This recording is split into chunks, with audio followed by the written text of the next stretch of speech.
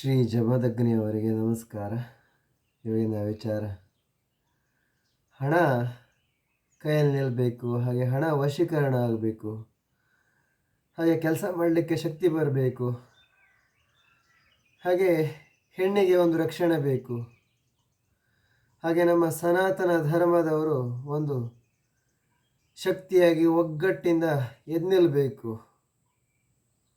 ಇದೆಲ್ಲ ಆಗಬೇಕು ಅಂದರೆ ನಾವು ಬೆಳಿಗ್ಗೆ 5ರಿಂದ 6 ಗಂಟೆವರೆಗೆ, ಸಾಯಂಕಾಲ 7ರಿಂದ 8 ಗಂಟೆವರೆಗೆ ಶ್ರೀ ಜಮದಗ್ನಿಯವರ ಫೋಟೋ ಇಟ್ಕೊಂಡು ಶ್ರೀ ಜಮದಗ್ನಿಯವರಿಗೆ ನಮಸ್ಕಾರ ಅಂತ ಹೇಳಬೇಕು. ಮತ್ತೆ ಆಮೇಲೆ ನೀವು ಉಳಿದ ಬೇರೆ ಕೆಲಸ ಕಾರ್ಯಗಳನ್ನು ಮಾಡ್ಕೋಬೋದು.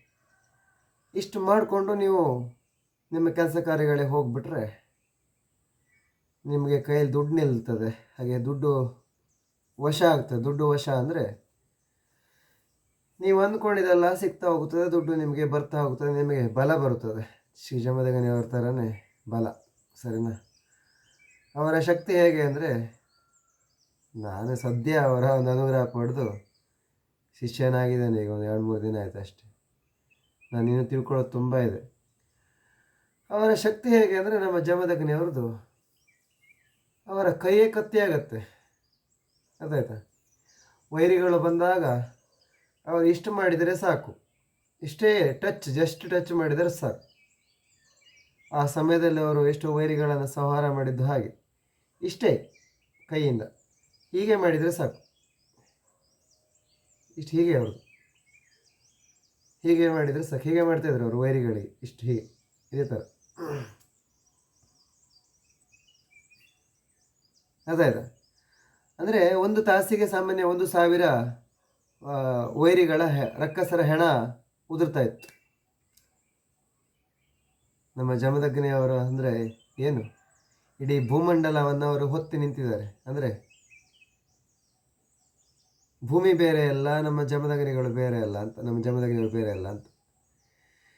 ಶ್ರೀ ರೇಣುಕಾದೇವಿಯವರ ಪತಿದೇವ ಪರಶುರಾಮ ಅವರ ತಂದೆ ಇಡೀ ಭೂಮಂಡಲವನ್ನು ಘಡಗಡನೆ ನಡಗಿಸಬಲ್ಲ ನಮ್ಮ ಶ್ರೀ ಜಮದಗ್ನಿಯವರು. ಅದೇ ನನಗೆ ಅವ್ರ ಬಗ್ಗೆ ಹೇಳಿ ತುಂಬ ಹೆಮ್ಮೆ ಆಗುತ್ತೆ. ಅವ್ರ ಬಗ್ಗೆ ನಾನು ಇನ್ನೂ ಹೆಚ್ಚಿನ ರೀತಿಯ ನಿಮಗೆ ವಿಚಾರಗಳನ್ನು ತಿಳಿಸ್ಕೊಡ್ತಾ ಹೋಗ್ತೇನೆ. ಹಾಗೆ ಸೂರ್ಯನನ್ನು ಅವರು ಜಮದಗ್ನಿಯವರು ಸೂರ್ಯನನ್ನು ನೋಡಿದರೆ ಸೂರ್ಯ ನಾಚಿಕೊಂಡು ಮೋಡಗಳೊಳಗೆ ಸೂರ್ಯ ಸೇರ್ಕೊಂಡ್ಬಿಡ್ತಾನೆ. ಸೂರ್ಯ ನಾಚಿಕೊಳ್ತಾನೆ. ಅರ್ಥ ಆಯ್ತಾ? ಭಯ ಪಡೋದಲ್ಲ.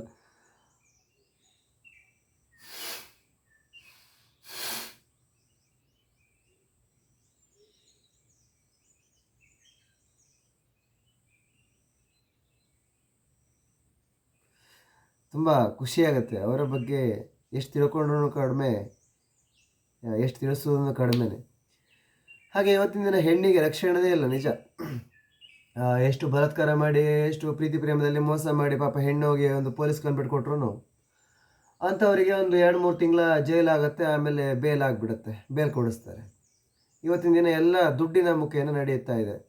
ಪಾಪ ಹೆಣ್ಣು, ಎಷ್ಟೋ ಒಂದು ಹೆಣ್ಣು, ನಮ್ಮ ಹಿಂದೂ ಧರ್ಮದ ಹೆಂಗಸರು ಬಲಾತ್ಕಾರ ಅದು ಇದು, ಪಾಪ ಹೆಣ್ಣಿಗೆ ಒಂದು ಮಾನಭಂಗ ಆಗ್ತಾ ಇದೆ ಅಂದರೆ ಅಷ್ಟಿಷ್ಟಲ್ಲ. ನನ್ನ ಚಿಕ್ಕ ಹುಡುಗ ಇದ್ದಾರೆ, ನನ್ನ ತಾಯಿಗೆ ಎಷ್ಟು ಜನ ತೊಂದರೆ ಕೊಟ್ಟಿದ್ದಾರೆ ಗೊತ್ತಾ? ಏನು ಮಾಡಲಿಕ್ಕಾಗುತ್ತೆ? ನೋಡ್ಕೊಂಡು ಸುಮ್ಮನೆ ಇರಬೇಕು. ನಮ್ಮ ಕೈಯಲ್ಲಿ ಏನು ಇರಲಿಲ್ಲಲ್ಲ ಆಗ. ಅಂದರೆ ಒಂದು ಹೆಣ್ಣಿನ ವಿಚಾರದಲ್ಲಿ ಇವತ್ತಿನ ದಿನ ತುಂಬ ಕೀಳಾಗಿ ನೋಡ್ತಾರೆ. ಅದು ಬೇರೆ ಧರ್ಮದವರು ಅಂತಲ್ಲ, ಅರ್ಥ ಆಯ್ತಾ? ನಮ್ಮ ಸನಾತನ ಧರ್ಮದಲ್ಲೂ ಕೂಡ ಅಷ್ಟು ಕ್ರೂರಿಯಾಗಿದ್ದಾರೆ.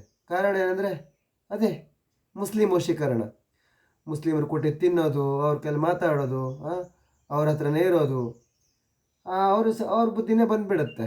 ಅವ್ರ ವಿಚಾರಗಳು, ಅವ್ರ ಆಚಾರಗಳೇ ಬಂದುಬಿಡುತ್ತೆ. ನಮ್ಮ ಸನಾತನ ಧರ್ಮದವರು ಯಾರು ಚಪ್ಪಲಿನೇ ಹಾಕ್ಕೊಳ್ತಾ ಇರಲಿಲ್ಲ, ಚಪ್ಪಲಿ ಶೂಗಳನ್ನು, ಗೊತ್ತಾ ನಿಮಗೆ? ಮೊದಲಿನ ದಿನಗಳಲ್ಲಿ.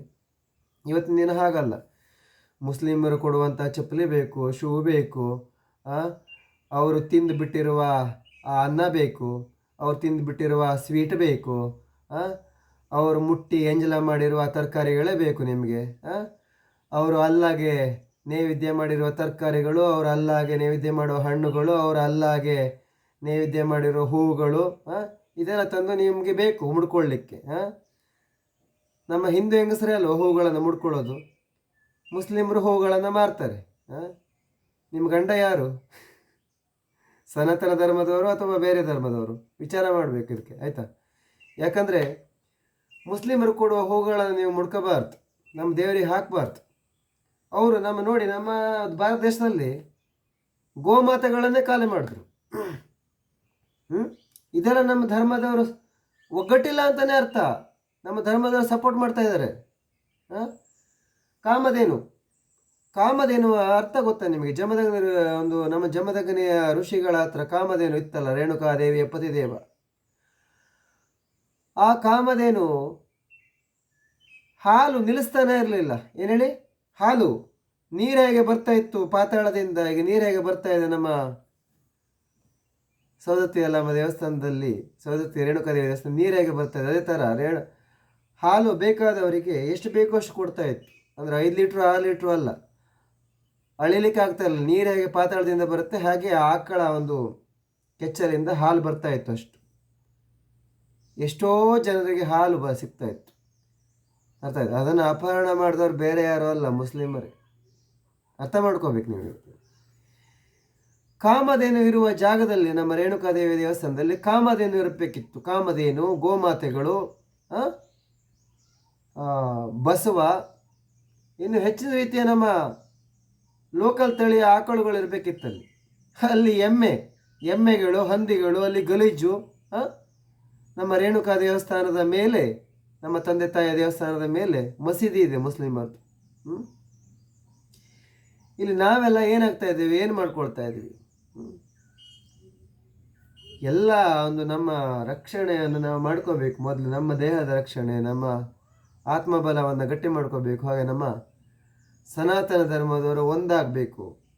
ಅದರ ಜೊತೆ ನಾವು ದುಡ್ಡು ವಶೀಕರಣ, ನಮ್ಮನೆ ಹೆಣ್ಮಕ್ಳನ್ನ ಕಾಪಾಡೋದಕ್ಕೊಳ್ಳೋದರ ಜೊತೆ, ಹಾಗೆ ಮುಸ್ಲಿಮರ ವಶೀಕರಣದಿಂದ ತಪ್ಪಿಸ್ಕೊಳ್ಳೋದರ ಜೊತೆ ಎಲ್ಲವನ್ನು ಮಾಡ್ಕೊಳ್ತಾ ನಮ್ಮ ಧರ್ಮವನ್ನು ಕಾಪಾಡ್ಕೊಳ್ತಾ ಹೋಗಬೇಕು ವೀಕ್ಷಕರೇ. ಹೌದು, ನಾನು ಒಂದು ವಿಚಾರಕ್ಕೆ ಬಂದರೆ ನನಗೆಲ್ಲವನ್ನು ಹೇಳ್ಕೊಳ್ಬೇಕು ಅಂತ ಆಗುತ್ತೆ. ಯಾಕಂದರೆ ಅಷ್ಟು ನನಗೆ ದುಃಖ ಆಗಿದೆ. ಇವಾಗ ಅಂತಲ್ಲ, ನಾನು ಚಿಕ್ಕ ಹುಡುಗ ಇದ್ದಾಗಲಿಂದ ನಾನು ಇದನ್ನು ಅನುಭವಿಸ್ಕೊಂಡು ಗ್ರಹಿಸ್ತಾ ಬಂದಿದ್ದೇನೆ. ಅರ್ಥ ಆಯ್ತಾ? ನಮ್ಮ ಕುಟುಂಬದಲ್ಲೇ ಅಷ್ಟು ಘಟನೆ ನಡೆದಿದೆ, ಇನ್ನು ಬೇರೆಯವ್ರ ಕುಟುಂಬದಲ್ಲಿ ಹೇಗೆ ನಡಿಬೇಡ. ಮತ್ತು ಒಂದು ವಿಚಾರ ಗೊತ್ತಾ ನಿಮಗೆ?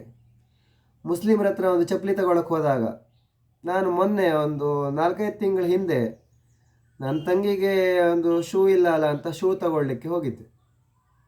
ಸರಿನಾ? ಶೂ, ಅದು ಮುಸ್ಲಿಮರ ಅಂಗಡಿ. ಅಲ್ಲಿ ಅವ ಕೇಳ್ತಾನೆ ಯಾವ ಊರು, ಎಲ್ಲಿ, ಏನೆಲ್ಲ. ಅರ್ಥ ಆಯ್ತಾ? ಆಮೇಲೆ ಅವನು ವಾಟ್ಸಪ್ ಮಾಡ್ತಾನೆ ಅವರ ಒಂದು ಜನಗಳಿಗೆ. ಅವ್ರು ಬರ್ತಾರೆ, ಏನು ಮೆಣಸಿನಕಾಯಿ ಮಾರಲಿಕ್ಕೆ. ಮೆಣಸಿನಕಾಯಿ, ಹಳೆ ಕಬ್ಬಣ ತಗೊಳ್ತೇವೆ, ಪಂಚರ್ ಹಾಕ್ತೇವೆ. ಮತ್ತು ಇನ್ನೇನು ತರಕಾರಿ ಮಾರಕ್ಕೆ ಬರ್ತಾನೆ. ಅದಾಯ್ತಾ? ಮುಸ್ಲಿಂ ಮನೆಗೆ, ಅವ್ರ ಮನೆಗೆ. ಅದಕ್ಕೆ ನೀವು ಅವ್ರ ಹತ್ರ ಚಪ್ಪಲಿ, ಶೂ ಏನೇ ಖರೀದಿ ಮಾಡಿದ್ರು ಅವ್ರು ನಿಮ್ಮ ಅಡ್ರೆಸ್ನ ಸುಮ್ಮನೆ ಕೇಳ್ತಾರೆ, ನಗೆ ಆಡ್ತಾರೆ, ಯಾವ ಊರು, ಎಲ್ಲಿ, ಏನಂತೆಲ್ಲ. ಹೆಣ್ಮಕ್ಳ ಕೈಲಿ ಕೂಡ ನೀವು ಬಾಯಿ ಬಿಡ್ತೀರ. ನಾಳೆ ನಿಮ್ಮ ಮನೆಗೆ ಅವನು ಮೆಣಸಿನಕಾಯಿ ಮಾರಲಿಕ್ಕೆ. ಅರ್ಥ ಆಯ್ತಾ? ನಿಮ್ಗೆ ಗೊತ್ತಾ, ನಿಜಾಮುದ್ದೀನಿಂದ ಪ್ರತಿದಿನ ಟ್ರೈನ್ ತುಂಬ ಬರ್ತಾರೆ ಜನ. ಎಲ್ಲಿ? ನಮ್ಮ ಕರ್ನಾಟಕಕ್ಕೆ. ಮೊನ್ನೆ ನಾನು ತಿರುಪತಿಗೆ ಹೋದಾಗ ಸಿಕಂದರಾಬಾದು ಹಾಗೆ ಬಿಹಾರಿಂದ ಎಲ್ಲ ಮುಸ್ಲಿಮರೇ ಬಂದು ಬೆಂಗಳೂರಲ್ಲಿ ಇಳಿದಿದ್ದಾರೆ. ನಾನು ತಿರುಪತಿಗೆ ಹೋಗಿ ಕಡಪಾಡಿಯಲ್ಲಿ ಇಳ್ಕೊಂಡು, ಕಡಪಾಡಿಯಿಂದ ನಾನು ಬೆಂಗಳೂರಿಗೆ ಟ್ರೈನ್ ಹತ್ತಿದ್ದೇನೆ. ಅಲ್ಲಿ ಕಾಲು ಹಾಕೋಕ್ಕೆ ಜಾಗ ಇಲ್ಲ. ಅರ್ಥ ಆಯ್ತಾ? ಕಾಲು ಹಾಕೋಕ್ಕೆ ಜಾಗ ಇಲ್ಲ ಟ್ರೈನ್ ಮೇಲೆ. ಮತ್ತು ಟಾಯ್ಲೆಟ್ ರೂಮಲ್ಲೆಲ್ಲ ಇವರು ಬೀಡಿ, ಸಿಗರೇಟು, ಬಾಟ್ಲೆಲ್ಲ ಹಾಕಿ ಅಲ್ಲಿ ಯಾರು ಹೋಗದೆ ಇರೋ ಥರ ಮಾಡಿದ್ದಾರೆ. ಎಲ್ಲಾದರೂ ನಮ್ಮ ಹಿಂದೂ ಹೆಂಗಸರು ಹತ್ತಿದ್ರು ಅಂದರೆ ಟ್ರೈನು ಮುಗೀತು ಅವ್ರ ಕೆಲಸ. ಆಯಿತಾ? ಅವ್ರಿಗೇನಾದರೂ ಮೂತ್ರ ಬಂತು ಅಂದರೆ ಮುಗೀತು. ಅವರಿಗೆ ಮೂತ್ರಕ್ಕೆ ಹೋಗೋಕ್ಕೂ ಆಗಲ್ಲ. ಅಲ್ಲಿ ಹೋದರೆ ಇವರೇ ಇರೋದಲ್ಲಿ, ಮುಸ್ಲಿಮರೇ ಇರೋದೆಲ್ಲ. ಈ ಥರ ನಡೀತಾ ಇದೆ. ಅದಕ್ಕೆ ನಾವಿಲ್ಲಿ ಮುಸ್ಲಿಂ ವಶೀಕರಣದಿಂದ ತಪ್ಪಿಸ್ಕೋಬೇಕು ಅಂದರೆ ಹೇಳಿ ನಮ್ಮ ಸನಾತನ ಧರ್ಮದ ಎಲ್ಲ ಹೆಣ್ಣು ಗಂಡು ಗಂಡಸರ ಬಾಯಲ್ಲಿ ಬರಲಿ, ಶ್ರೀ ಜಮದಗ್ನಿಯವರಿಗೆ ನಮಸ್ಕಾರ, ಶ್ರೀ ಜಮದಗ್ನಿಯವರಿಗೆ ನಮಸ್ಕಾರ, ಶ್ರೀ ಜಮದಗ್ನಿಯವರಿಗೆ ನಮಸ್ಕಾರ. ನಿಮಗೆ ಕಷ್ಟ ಬಂತು ಅಂತ ಮಾತ್ರ ಈ ಮಂತ್ರವನ್ನು ಹೇಳೋದಲ್ಲ, ಪ್ರತಿಕ್ಷಣ ನಿಮ್ಮ ಬಾಯಲ್ಲಿ ಜಪ ಇರಲಿ. ಅಕ್ಕಂಗಿದ್ದೀರೆ, ಅಮ್ಮಂದಿರೆ, ಅಪ್ಪಂದಿರೆ, ರೈತರ ಬಾಯಲು ಬರಲಿ, ಅಕ್ಕಂಗಿದಿರ ಬಾಯಲು ಬರಲಿ, ಎಲ್ಲರ ಬಾಯಲು ಬರಲಿ. ಆ ಜಮದಗ್ನಿಯವರ ಆಶೀರ್ವಾದ ಸಂಪೂರ್ಣವಾಗಿ ನಮ್ಮ ಸನಾತನ ಧರ್ಮದವರಿಗೆ ಸಿಗಲಿ. ಹಾಗೆ ನಮ್ಮ ಸನಾತನ ಧರ್ಮದವರು ಯಾರು ಕೂಡ ಮುಸ್ಲಿಂ ವಶೀಕರಣ ಆಗಬಾರ್ದು ಅಂತ ಹೇಳ್ತಾ ನಾನು ವಿಡಿಯೋನ ಮುಗಿಸ್ತೇನೆ. ಶ್ರೀ ಜಮದಗ್ನಿಯವರಿಗೆ ನಮಸ್ಕಾರ, ಶ್ರೀ ಜಮದಗ್ನಿಯವರಿಗೆ ನಮಸ್ಕಾರ. ಸಂಪೂರ್ಣವಾಗಿ ನಮ್ಮ ಸನಾತನ ಧರ್ಮದವರಿಗೆ ಆಶೀರ್ವಾದ ಮಾಡಿ ಅವರು ಕೇಳಿದ್ದೆಲ್ಲ ಕೊಡಬೇಕು. ಹಾಗೆ ಮತ್ತೆ ಮುಂದಿನ ದಿನಗಳಲ್ಲಿ ನಮ್ಮ ಭಾರತ ದೇಶದ ತುಂಬ ಕಾಮಧೇನುಗಳೇ ತುಂಬಿಕೊಂಡಿರಬೇಕು. ಕಾಮಧೇನುಗಳು ಹಾಗೆ ಗೋಮಾತೆಗಳು ಮೊದಲಿನ ದಿನಗಳಲ್ಲಿ ಹೇಗೆ ಇತ್ತು ವಾತಾವರಣ, ಒಳ್ಳೆ ಗಾಳಿ, ಒಳ್ಳೆ ವಾತಾವರಣ, ಅದೆಲ್ಲ ಮತ್ತೆ ಸೃಷ್ಟಿಯಾಗಲಿ ಅಂತ ಹೇಳ್ತಾ ನಾನು ವಿಡಿಯೋನ ಮುಗಿಸ್ತೇನೆ. ಶ್ರೀ ಜಮದಗ್ನಿಯವರಿಗೆ ನಮಸ್ಕಾರ, ಶ್ರೀ ಜಮದಗ್ನಿಯವರಿಗೆ ನಮಸ್ಕಾರ.